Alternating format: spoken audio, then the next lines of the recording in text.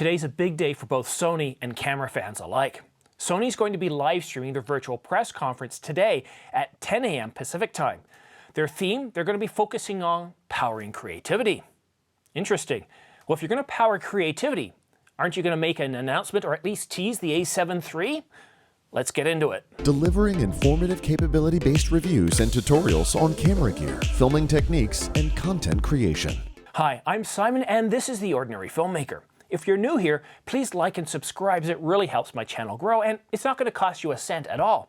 All the links to everything I talk about in this video I put in the description down below.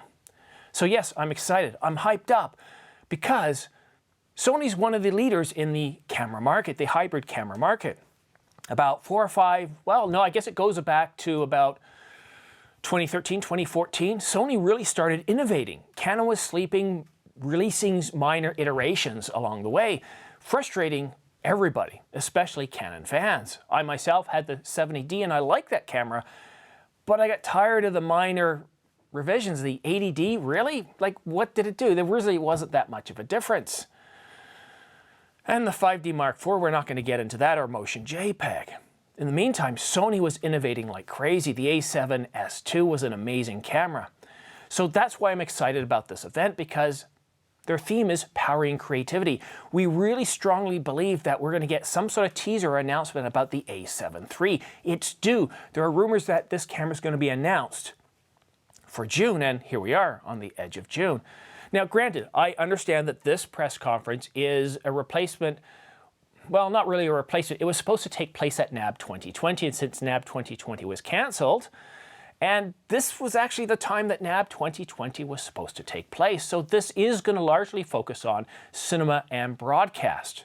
But last week, when this press conference was supposed to take place, Canon decided they wanted to do the same thing. So they announced their press conference 1 hour later than Sony's.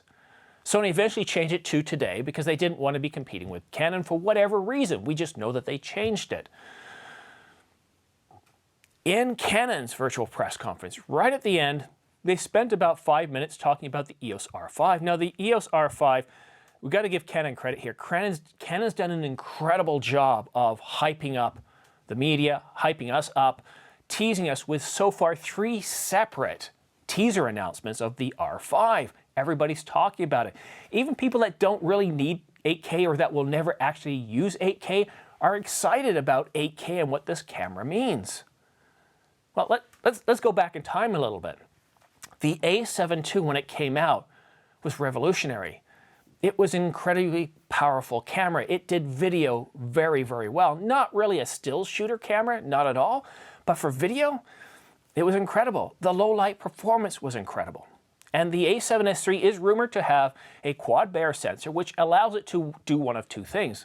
Improve low light, even better, or give us more detail. One of the 2, it doesn't do both. Now, it is, despite the name quad, it isn't going to be 4 times as better. It'll probably offer about twice as much detail or an extra stop of low light performance.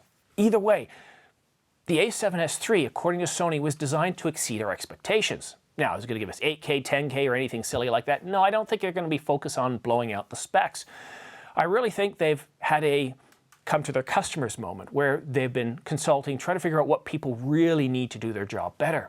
For example, a global shutter, wouldn't that be an improvement? Sure, 8K is nice, but let's focus on 4K and 120 and what we can do to produce much better video, better low light performance.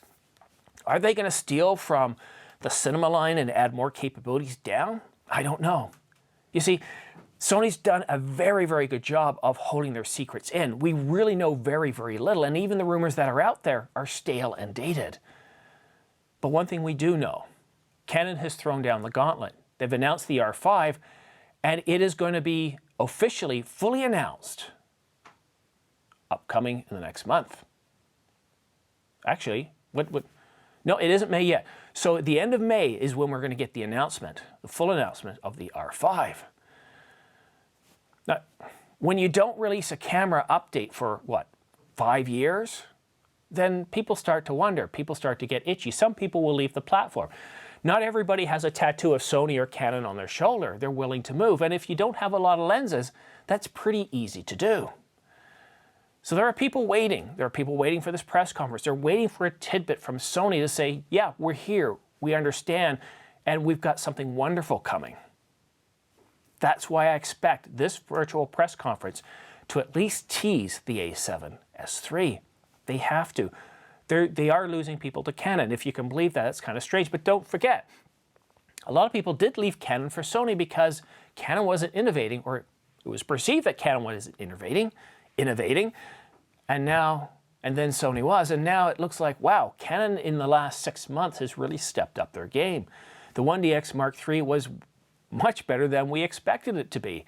It's one of the best out there. You look at the D6 or the A9, and it's a very, very solid camera for both video and photo.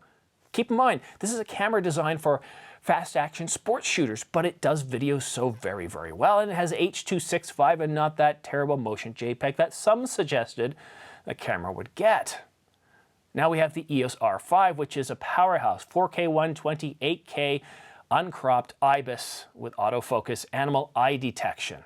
Then we get the R6, which will be a slimmed down version of that. Everyone's looking at Sony. Fuji's already done their announcements, and we know Fuji's not going to go full frame, right? Panasonic's done their announcements. The only thing really left for Panasonic to announce is a follow-up to the GH5, which we believe to be the GH6. Again, they've been quiet as Sony has. So all eyes are on Sony. We're coming up to the midpoint of 2020, and Sony's been very, very quiet. This is Sony's chance to make noise. Sure, they could go ahead and announce cinema and broadcast cameras and say absolutely nothing about the A7S III and then announce it a little bit later. But why let that momentum go? The smart thing from a marketing perspective would be to tease the A7S III and then, yes, do a separate event where they completely focus on the A7S III. And to me, that's the most logical thing. A full-blown announcement? No, it's possible, but you're spending all your marketing goodwill in one place, and Canon is a good company to watch right here. Back at the end of January, we had a rumor about the R5, and basically everything announced in that rumor has been proven to be true. I would suggest that that is one of those rumors that came directly from Canon themselves. Then shortly thereafter, about 2 weeks later, Canon announced the R5 development announcement where they said, yes, 8K, they said IBIS, and people got excited. Wow, this is no longer a myth, but people thought, well, maybe it's going to be 8K time-lapse. Well, then about another 3 weeks later, Canon Australia made an announcement, and they said, yes, 8K video in all video modes, you'll have IBIS and autofocus. And then we just recently had another one. So you've got that, and they've been stealing the news cycle, so everything is Canon, Canon, Canon, and yes, look at my channel, everything's almost been Canon because Canon is leaking like crazy. Either internally or externally from suppliers. We're getting a ton of information. Sony, I'm having to make up videos because there's very little out there. Look at this video. This is just trying to get your attention to watch the live stream coming up in about 3 hours. I don't have a lot of solid information. I wish I did, but if you are interested in the Sony A7 III, and I know I am, this is a conference to watch. The absence of any announcement is very telling and would be quite sad. I really hope it's not just cinema and broadcast. I can't imagine Sony is going to take that chance. If they are totally quiet, my thoughts would be is that they really haven't been working hard on this camera for the last 6 years. Yes, 6 years, because once they released the A7S II, they didn't just automatically start on the A7S III. The A7S III was a continuation of that and continued long before it was the A7S II was released. So they've had a long time to work on it. And my thoughts are maybe that they just kind of developed it and then kind of moved their development attention to other products. And then other companies would release stuff and then go back and tweak it a little bit. And I think maybe if they don't do anything today, then I think the R5 kind of gave them a kick in the pants, and it didn't look like their camera was, well, next to the R5, was going to exceed expectations. So maybe they go back to the table to tweak it a bit more. I don't know. It's all speculation, but a no-show today, in terms of an announcement or a teaser, doesn't bode well for us. It lets me believe that Sony's been kind of slacking here, and I don't want to think that. Remember, the theme here is about creativity, and nowhere in that theme do you see it focusing on just broadcast and cinema. Look at the image here.